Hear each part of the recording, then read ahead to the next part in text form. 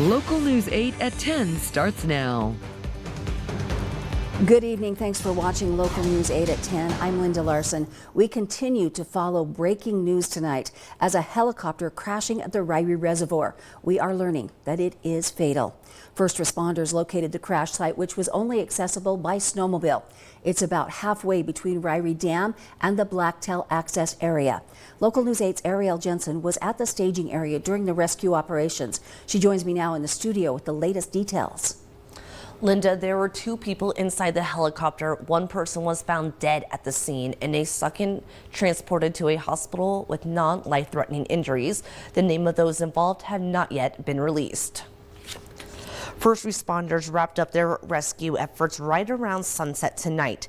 There were multiple developments throughout the evening. Sergeant Brian Lovell with the Bonneville County Sheriff's Office was one of the responding officers. When we arrived on scene, this is what he was able to tell us.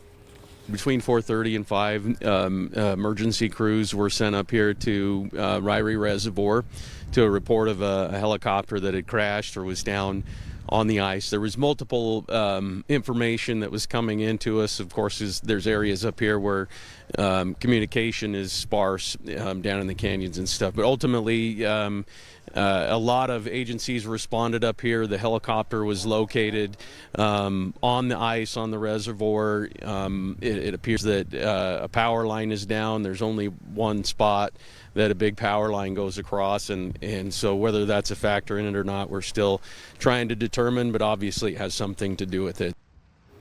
There are still a lot of pieces to this story that are being investigated, like where the helicopter took off from and where they were headed. The scene of the crash is still considered dangerous, and law enforcement is asking people to avoid the area.